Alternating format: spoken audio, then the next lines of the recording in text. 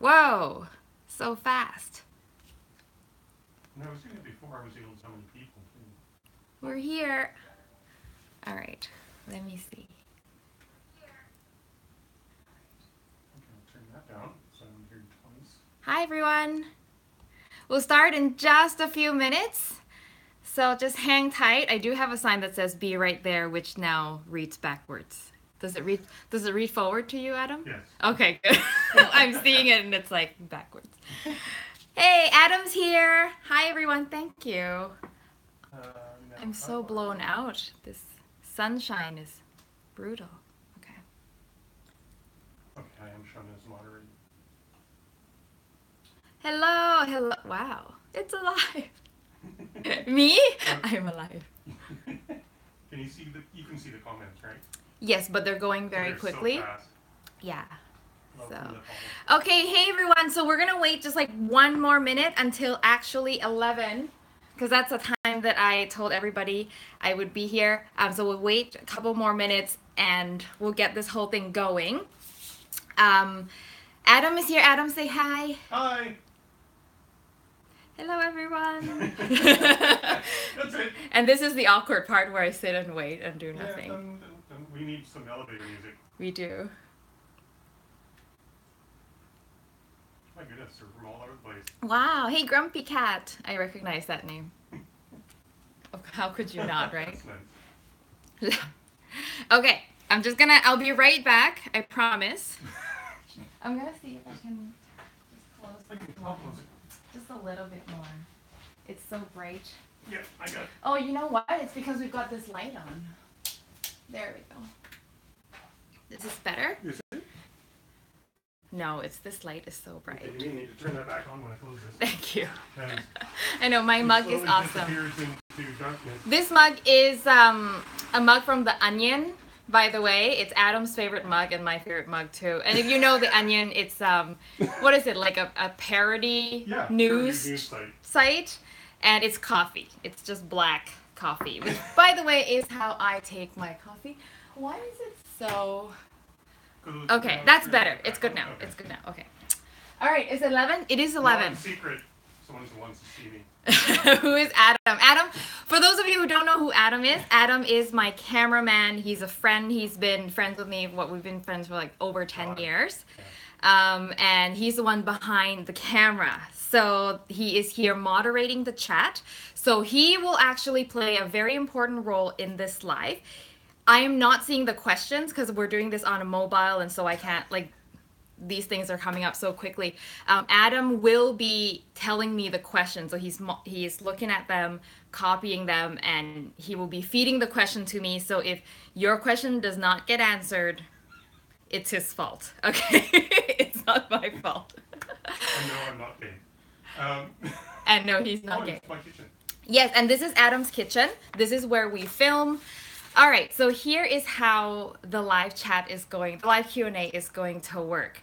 I have some questions that people have posted in advance, so the people who couldn't be here. And so we will alternate that. I'll take a live question, and then, you know, in between we'll take some pre-written questions. And these are really good questions that I think will be helpful. Our theme today is holiday cooking questions, as always, because that's coming up. But if you have general cooking questions, I am more than happy to take that as well. So, all right. So if you guys have your questions, you can start posting them right now. Everyone wants to see Adam. Do you want to like make a brief appearance or no? I don't think I'm in, I haven't done my hair yet. Oh, Adam hasn't done his hair yet, so he's not gonna do it. One day, guys, one day. Stay subscribed, and I'm sure one day you'll see Adam. All right, do we have any questions yet, or should I? More duck questions. More duck questions. Or should I You go first. Go with a pre-question. Okay, I'll go with the pre-question. So again, if you've got questions, post them now in the chat. Adam will keep track of them. Okay, so the first question I want to address is from Zach, and he posted it in the YouTube community tab. And if you don't know what the YouTube community tab is, it's super cool. It's like a Facebook built right into YouTube, so make sure you check that out. Go on my channel. There's a little thing called community, and you can sort of interact with me there. Okay, so Zach asked, how to time the cooking in such a way that just about everything gets done at the same time and is all warm for eating? This is a very tricky question, and my answer to Zach is don't plan your menu so that you have to do that. Don't plan your menu so that all of your dishes require you to be eaten warm and finish all at the same time. Okay, and I think this is one of the biggest mistakes people make when they do a holiday dinner party or whatever, is they plan a menu according to how what they want to eat, but not so much how to execute it. Whether it's realistic for you to put that menu together. So my question for you would be, if you're having 4 dishes, for example, only one of those dishes should be something that needs to be done the last minute and served immediately. Okay, you'll have something that you can make from yesterday, so like a stew or a curry, and then you will have something that can be served at room temperature, and then you'll have something that can be held hot in the oven and it won't overcook or go bad, like spring rolls or something like that. So if you plan your menu keeping in mind the actual execution of those dishes, you will not have to find yourself in a situation where all of your dishes need to be finished at the same time and all of them are hot, because you know that that's just simply not going to happen if you're the only one in the kitchen, right? Just like some of the dishes are going to suffer. So that is my answer to that. Adam. Okay, I'm still reading through, but I've got one. Can I spice rice with curry? Yes, absolutely. You can spice rice with anything. Rice is one of those canvas. Okay, I'll just reread the question in case I didn't hear Adam. Can you spice rice with curry? Paste. So what you would do is you saute your curry paste maybe in some coconut milk. Start it the way I would normally start a coconut curry. Add your raw rice, saute the rice, and then add the water and cook the rice. And that way you're basically getting a rice pilaf with the curry flavor. Oh, and it's my turn. My turn for pre-asked question. Okay, so Thomas Jordan asks, how do you adjust your recipes for, say, pad thai to a group of 12 or so? Do you just do lots of smaller batches, or do you do larger batches in a larger cooking vessel? This is a question I get a lot, is people want to make pad thai for a party. And my answer to that is, don't make pad thai for a dinner party with a lot of people. You got 4 people, fine. You got 12 people, pad thai is one of the worst dishes you can choose to do. And I never serve pad thai to a large group of people, because one, pad thai is one of those things that you can't overload the pan. If you load your wok with lots of portions, it traps a lot of steam and noodles get soggy. When you're doing a big batch of pad thai, you have to stir it a lot more, so you risk breaking the noodles. That's another thing. And if you need to break them up in smaller batches, which is pad thai should always be cooked in small batches, and you've got 12 people to feed, you got to do it like 4 or 6 times, and so some of the portions are going to get cold. And pad thai is one of those dishes that is not good cold. Like rice noodles, once it's cold, it gets really clumpy and it absorbs all the moisture around it, and it's just dry and gross. If you ever go to Thailand, pad thai is always made 1 order at a time, maybe 2, but they'll never cook any more than that, because it's really important that all of that sauce evaporates really quickly without overwhelming, sogging up the noodles. So my question is, my answer is, don't serve pad thai at a party. And if you do, the best way to do it is to split it up into smaller portions and tell your guests, hey, don't wait, like eat eat right away once you get it. Adam. Wow, there's so many good comments. Beyond the one that says,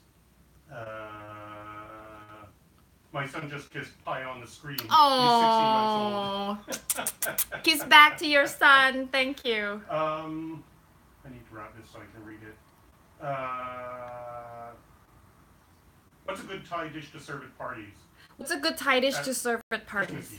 And Christmassy. Okay, this is a dish that I did. This will answer a lot of your questions, actually. This is a dish that I did on the TV show in Canada. So I had a show on Gusto TV, which is what it's Gusto TV, which is sort of like a food network, but in Canada, and we had a Christmas special. And what I did for that is what I would recommend you do is my steamed fish with lime recipe. So for the holidays, you want like a big thing, right? A big impressive thing to put in the middle of the table. Like Thai people don't really do roast, like big roast beef, roast turkey, roast anything like that, but we do a lot of whole fish. And the thing with fish, with that dish, is it's you can make the sauce in advance.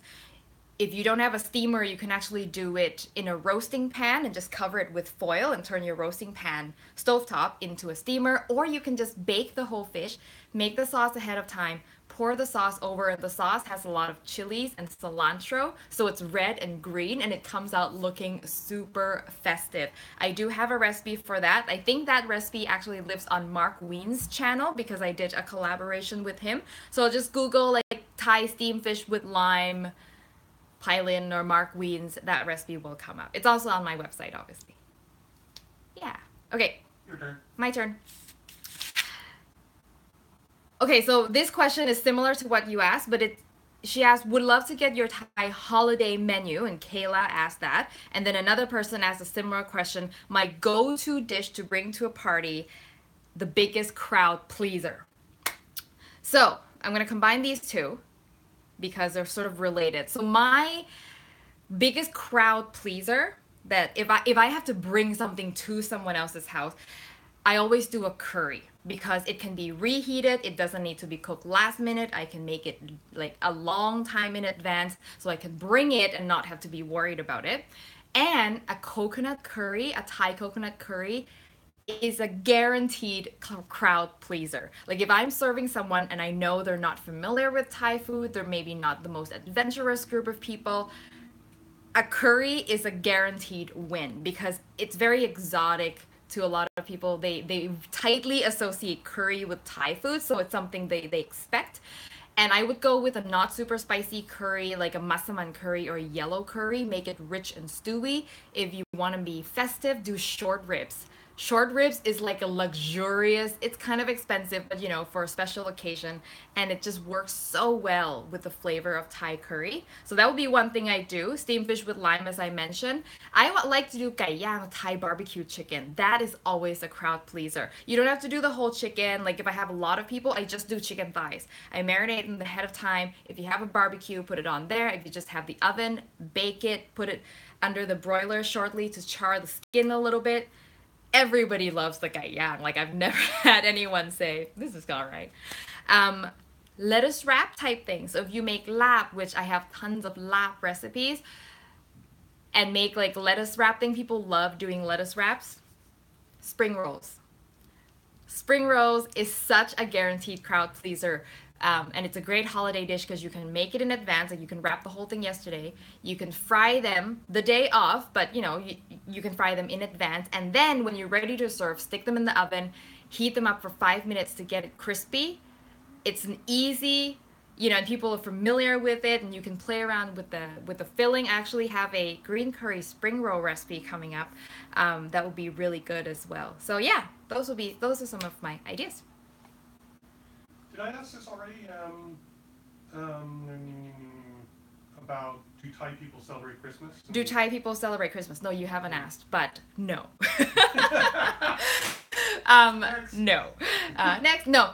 We decorate the place as though we celebrated Christmas. It's really kind of bizarre, you know, like shopping malls, whatever, will put up Christmas trees and Santa Claus, but like nobody, except obviously the Christians who live in Thailand, like the Thai Buddhists, do not celebrate Christmas, but we do celebrate New Year's. Like New Year's Eve is a big thing. Like, but if you're in Thailand, the 24th, the 25th, like it's a regular day.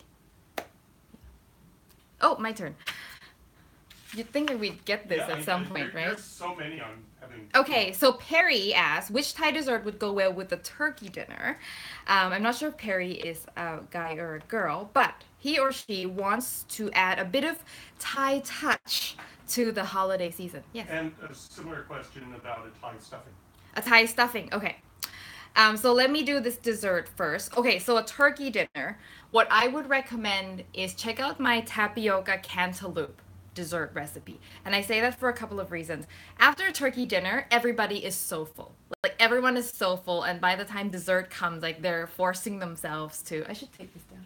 They're forcing themselves to eat that piece of pie, and we're always like, just a tiny piece. No, no, no, smaller than that, and the host is always like cutting you a bigger piece than you want. The Cantaloupe tapioca is a dessert soup, tapioca pearls floating in coconut milk, and I think there's also some dairy milk in there with cantaloupe balls. You can change that up to mango if you want it a little more stereotypically Thai.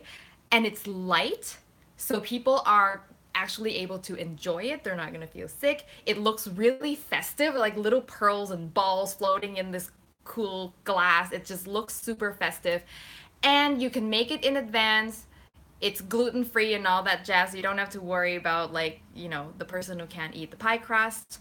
And I just think it's a really festive dessert that's overlooked. So look up tapioca cantaloupe dessert soup. I think that's the title. As I have it on the YouTube channel. The other one that I love is a really popular video is Sankaya, and that is Pandan coconut custard fondue. So it's this green coconut pandan custard, and you use cubes of warm fluffy bread to dip it. And I love it for parties because it's interactive, it's fun. So for a casual party with your friends, and it's so delicious and so different. So people are kind of like, whoa, like what is that? And it's kind of a conversation piece.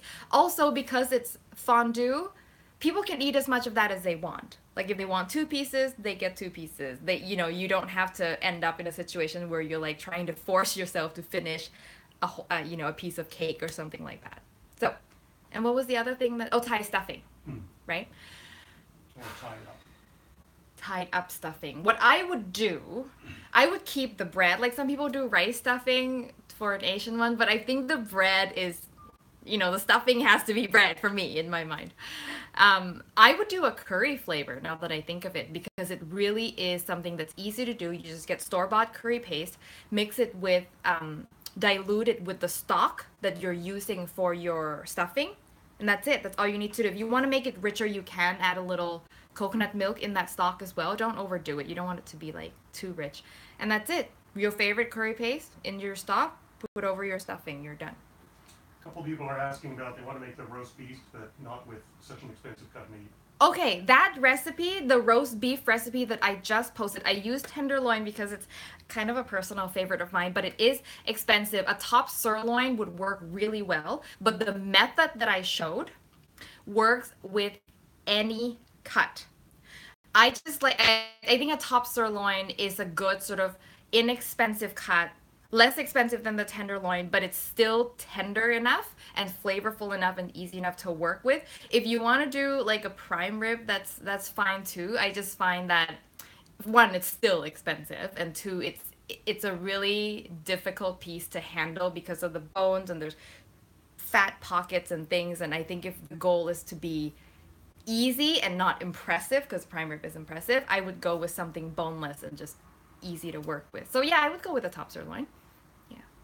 But on that recipe, there is an ebook that's made by thinkbeef.ca that they have such good information about different cuts of roast. So definitely go on my website, that under the description of the roast beef recipe, check out that ebook. There's so much good information on there. Yes, my turn? Yeah, or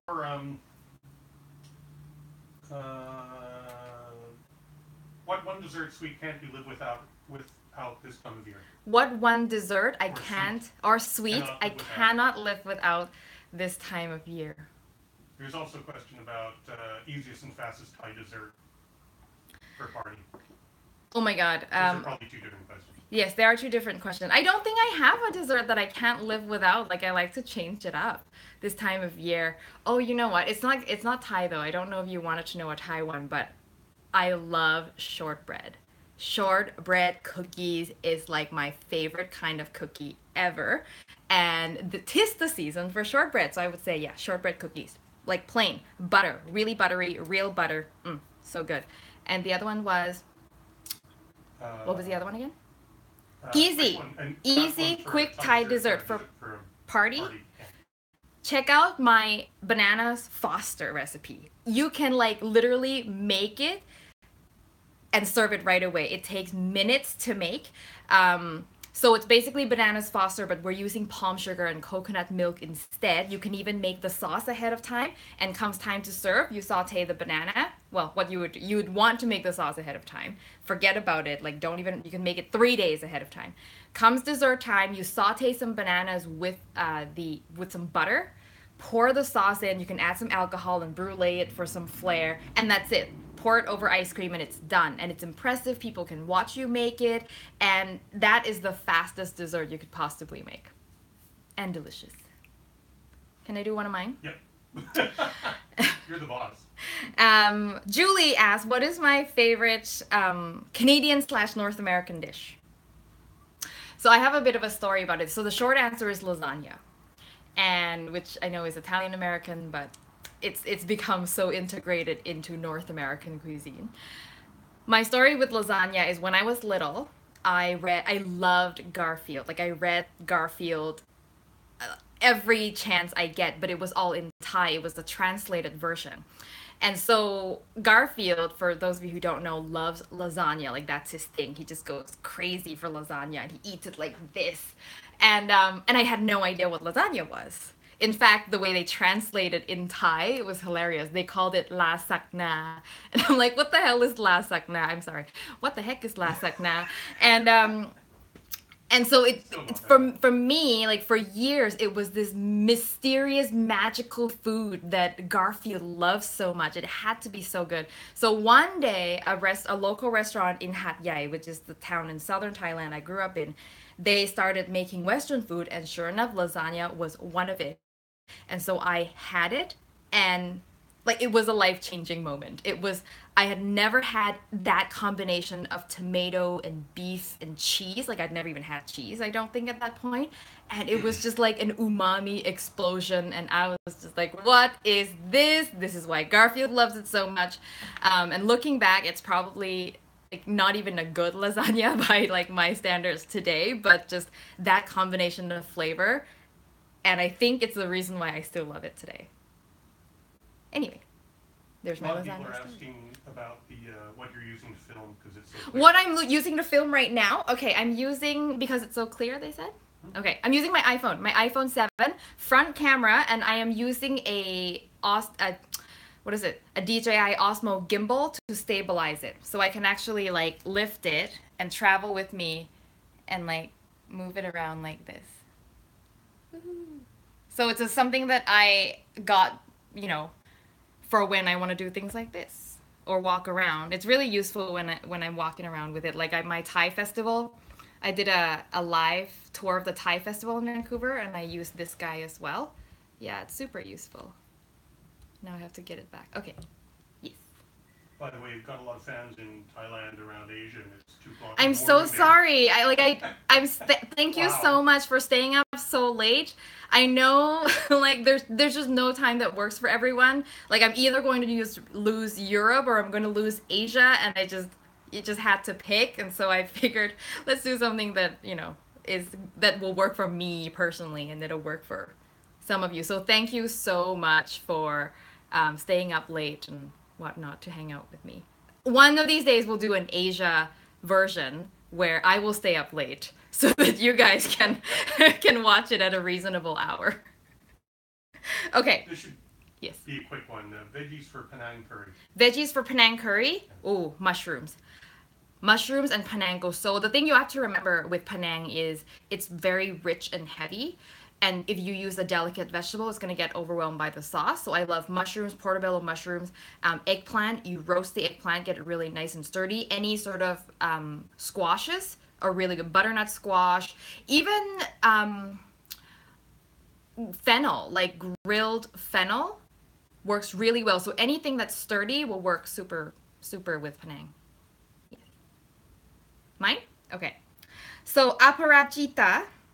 I'm so sorry if I didn't say that correctly. Asks, what would a typical breakfast, lunch, or dinner be in a regular Thai household? So I get this question a lot. In Thai cuisine, we have very few breakfast specific dishes. Um, we've got congee and khao tom, which is a rice soup and soy milk and a few things that people like to have for breakfast, but like that's about it. For a lot of people, they just eat the same food that they would eat for lunch. For me, growing up, my breakfast was always left over from dinner. So yeah, we just eat kind of whatever, and it just depends on your lifestyle and whatnot. There's a lot of street food, so for people who work like a 9 to 5 job, they'll often just go to work early, buy whatever's in their area, and that would be their breakfast. And people have noodle soup for breakfast. I mean, like really anything. Um, Dinner's always family style. Like that's the one thing that sort of has a regular format is you got everybody has a plate of rice and you've got like lots of dishes in the middle and you would share it with your family or whoever you're having dinner with. But lunch is what I call a han jan dio, which means single dish meal. So these are things like noodle soup, pad thai, like stir fried noodles, something that you don't share with other people. It's a complete meal on one plate, basically. Yeah, breakfast, lunch, and dinner. There you go. But people do have family style at lunch, and people do single dish meal at dinner. It's pretty flexible. Yes, I'm out of pre questions. I think. Okay, favorite curry.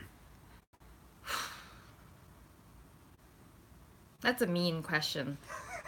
I don't want to pick. I refuse to answer. Favorite curry? Oh, I don't know. It's got to be red. Yeah, I'm gonna say red. Red curry is so good and it's so versatile. But ask me tomorrow and it'll be something else. Two people now have asked about papaya salad. Is it possible to keep leftovers? Absolutely. Papaya salad gets even better once you refrigerate it. Like papaya will absorb liquid that it sits in. So if you want extra crispy papaya, green papaya, you soak it in some ice water first and you get like super crunchy papaya strands.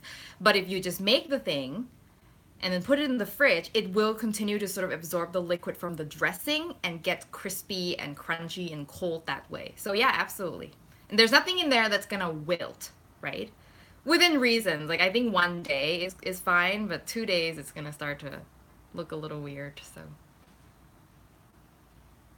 it's a great papaya salad's a great party salad for that reason, is you can make it ahead of time, stick it in the fridge, give it a quick toss before you put it out, and you're good to go.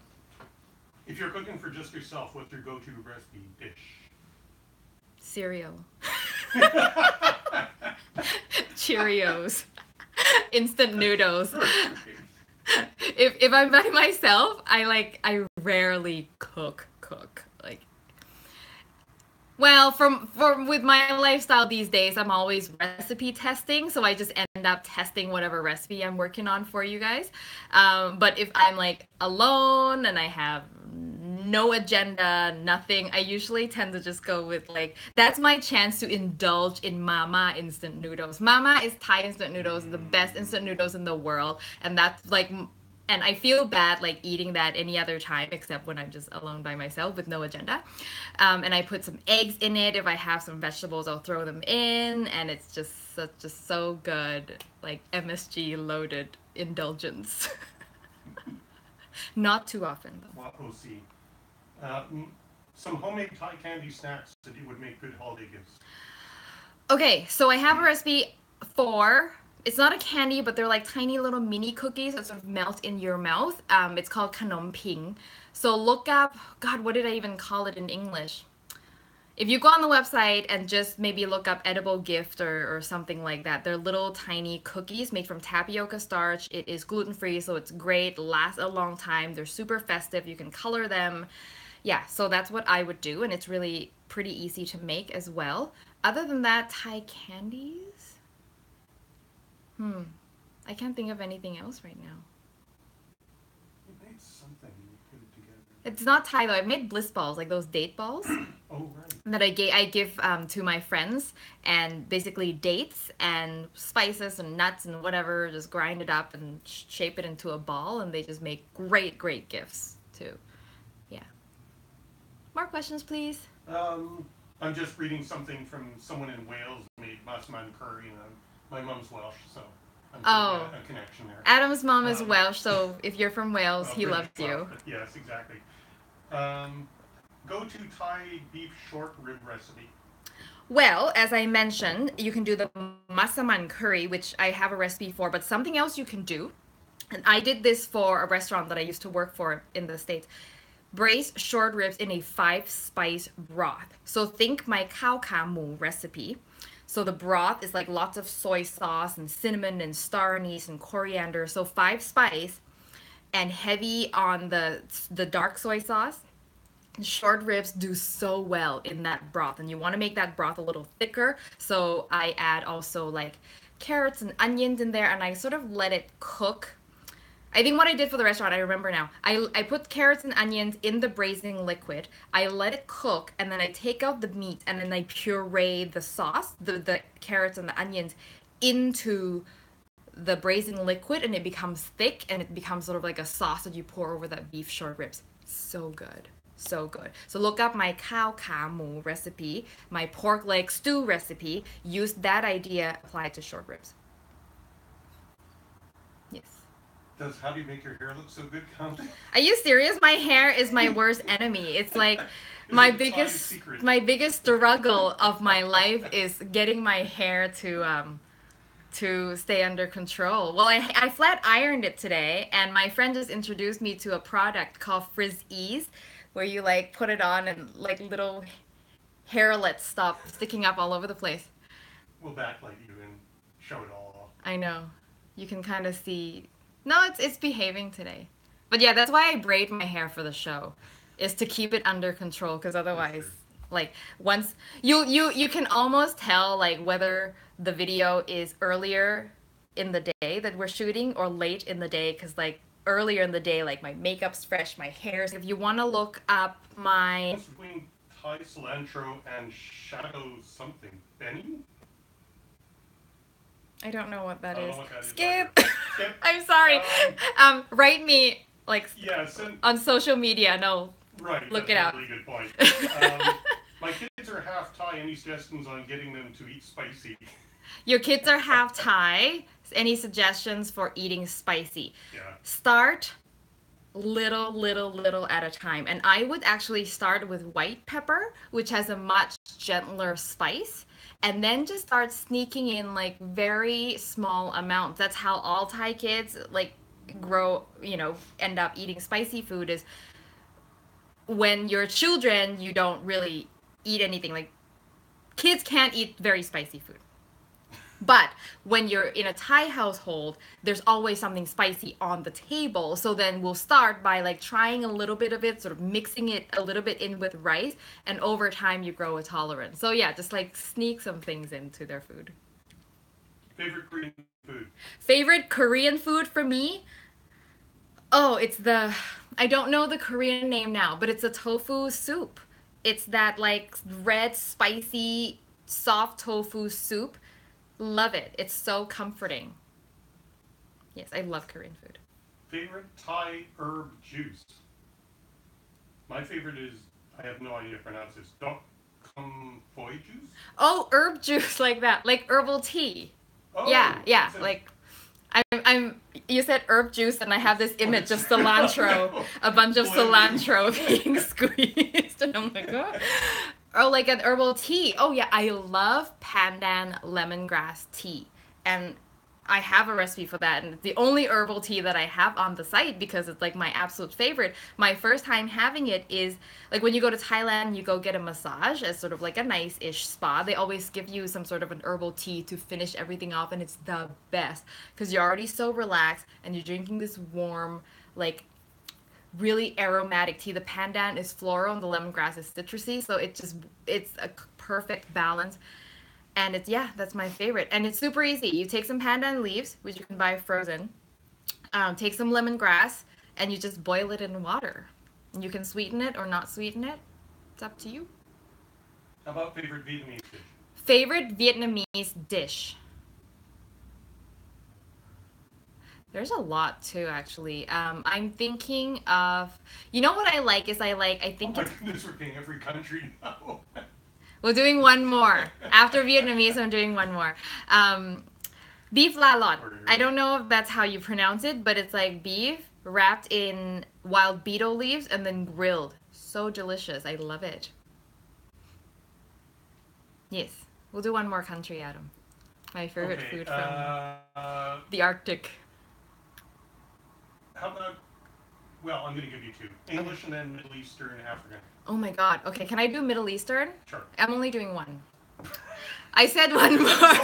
It wasn't me.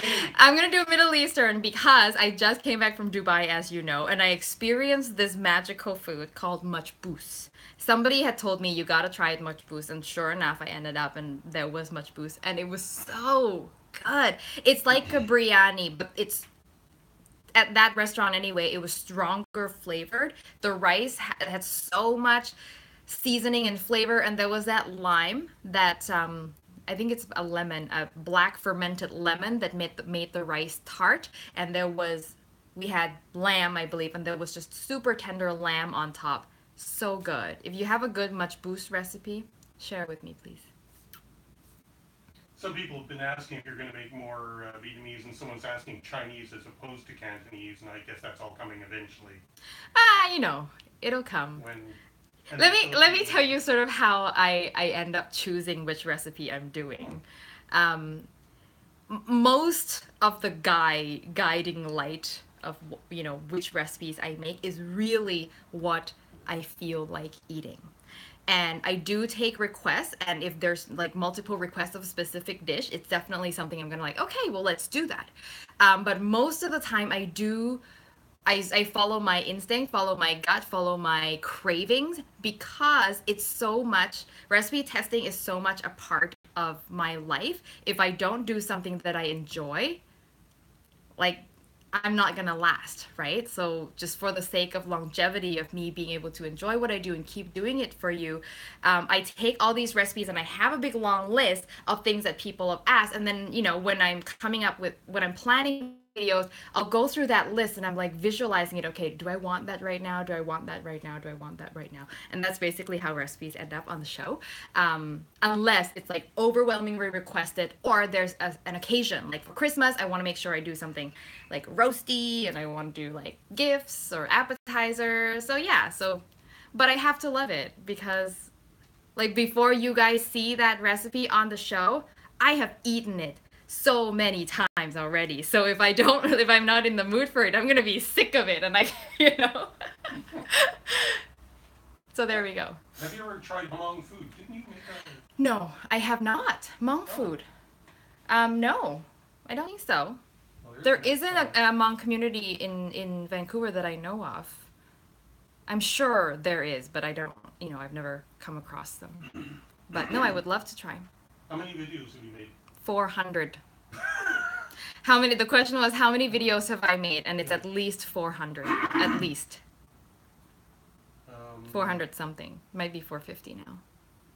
I think you can look at it. You can go on my channel and it'll tell you how many videos I have. Any plans to make, I assume that's macaroons? M-A-C-R-O-N-S? M-A-C-R-O-N-S? Macaron? Yeah. Yes. Any plans to make macaron? No. I don't like macaron.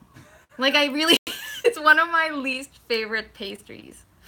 And maybe it's because I haven't really had really good ones, but I always find them too sweet. Yeah, so, no.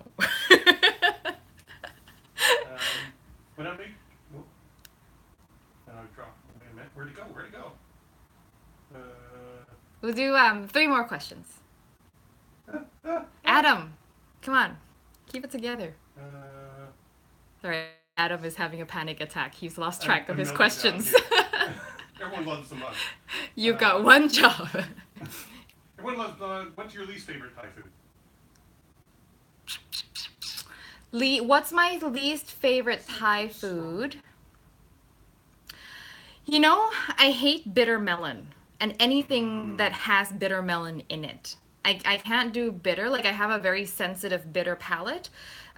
This is why I don't drink hard liquor, because I find it overwhelmingly bitter. And so, like, I know some of you have asked me for, like, bitter melon this and that, and I'm like, I'm sorry, but you're not gonna find it on this channel.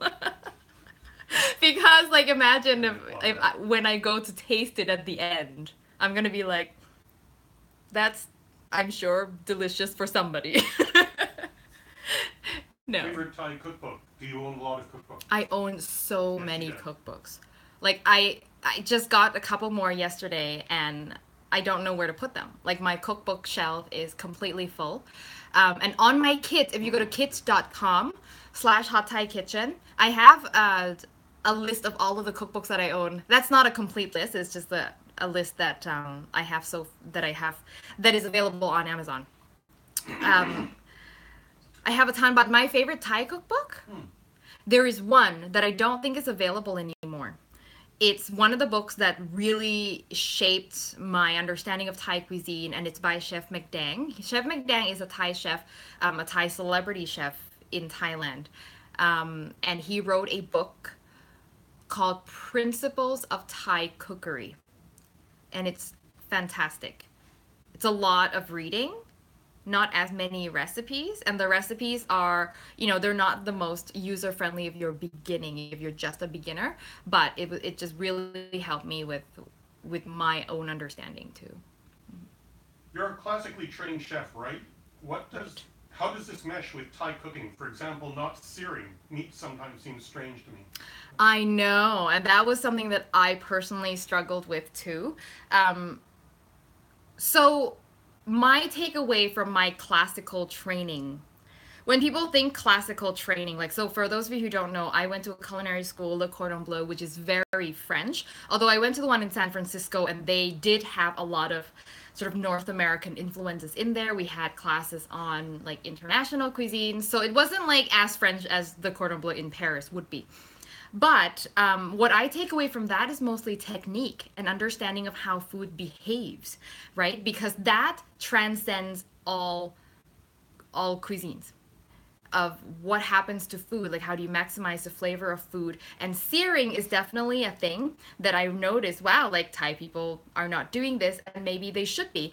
So sometimes I incorporate that into certain dishes. Sometimes I will, let's keep this classic and authentic and the way they do it in Thailand, and then I'll skip it. But if you want to sear it, and if you want to get that extra browning flavor of meat into your soup or stew or curry, by all means, it is not, like, it's not wrong at all. At all. Go for it. You can't get away from the duck. Where's Any the plans duck? to do a crispy Thai basil duck? This duck question has been like following me on every single Is it like the same person? Followed by ducks. I can't actually tell. It's going by too fast. Okay, so people have been asking me about crispy basil duck. I'm not actually sure what you're talking about. Like, to be honest, like, are you talking about like a stir fry that uses barbecue duck? I'm thinking they're talking about a basil, a pad kapao, basically a Thai basil, holy basil stir fry, and they would use crispy barbecue duck as the meat. Like, I don't know. Sorry, I'm not sure how to answer your question. So I'm going to ask you... One more. Two more questions. Who's your favorite chef? And whoever the green peppercorn person is, can you please repost your question? Green peppercorn person. Yeah, there's... If you ask the question about green peppercorn, Adam wants to see it again because he's lost it. Yeah. Who's my favorite chef? Yeah. As I mentioned before in my About Me video, one of my original inspiration was Nigella Lawson. And she's not my favorite chef, and well, she's not even a chef in the strict sense of the word, but what I love about Nigella is her ability to draw people in, engage them, and sort of inspire them with her food. And she's got the kind of person, like, she's so poetic. Like, I feel like everything that comes out of her mouth is like poetry. And I watch her and I'm just like mesmerized by her. And so I think she inspired me in a sense that I want to be able to do that to my audience, like, to engage them and make them sort of fall in love with the food in the same way that she's able to. Yeah. You're just asking for green peppercorn uses. Oh, uses. Yeah.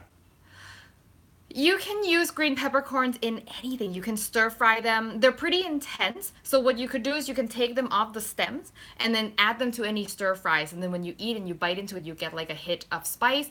You can add it into, you can crack it and add it to dips. So make a dip with cracked green peppercorn. You get a hit of that too. You can add it in curries. You can do it one of two ways. You can infuse the whole stem, and which is what I usually do because not everyone wants to eat the whole peppercorn, right? You infuse the whole stem, and then when people eat it, they can choose to like pick off the pepper and eat it if they want, or you just like hit the whole thing with a bunch of peppercorns.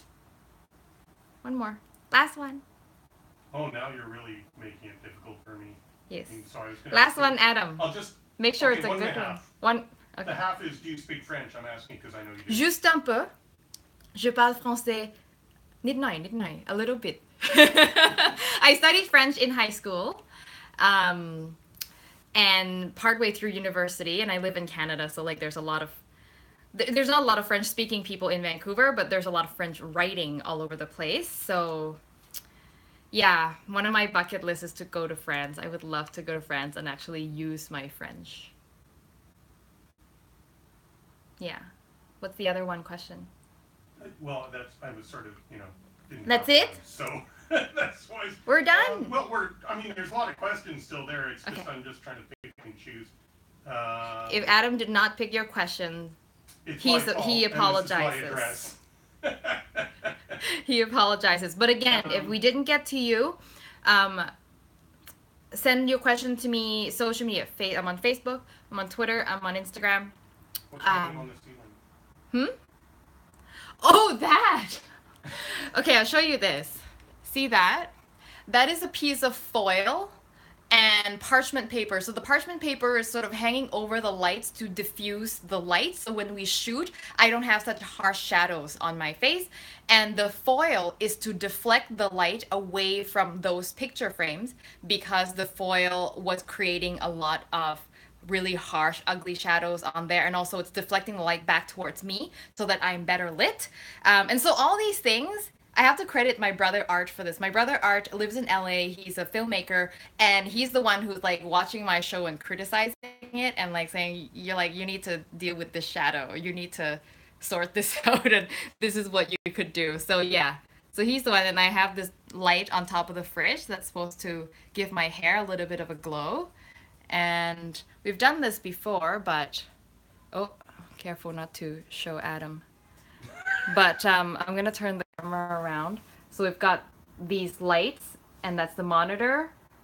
The room is blacked out. Well, it's not blacked out right now, but so there we go. Where do you store your kitchen stuff? Oh, where do I store my kitchen stuff? Here, let me show you. So I have a live tour of that in a separate video, but here. These are all my props, my plate. All of these. Woo.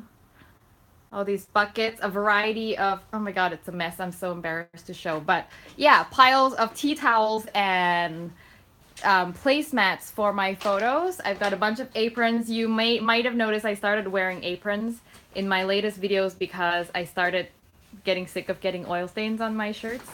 So yeah, there we go. I think that's my living room. And that's Adam's living room. Okay, we are going to wrap. Thank you so much, you guys, for participating. I am so happy to get a chance to do this. I don't do this enough, but once a year I'll make sure we do one of these to make sure I help answer any holiday related questions. Again, if you have more, you can find me on social media and check out the YouTube community tab as well. I don't know much about how it works. I don't know if you could actually post to the community. But also sign up for my newsletter. Go on my website, hotthaikitchen.com. I only release it once a month, and I catch you up on all the videos that I post. So if you've missed it, you get the newsletter once a month, and okay, so these are the recipes that were released, so that you make sure you don't miss anything. Okay, and also if you're looking for a specific recipe go on my website and use the search function. Like the search function is one of the most underutilized thing on my website, I think, because I get a lot of questions. Do you have this recipe? Do you have that recipe?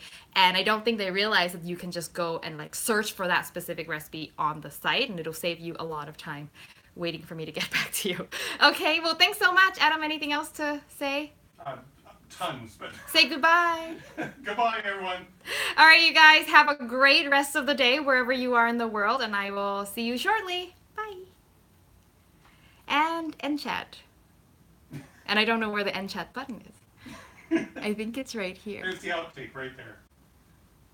Yes.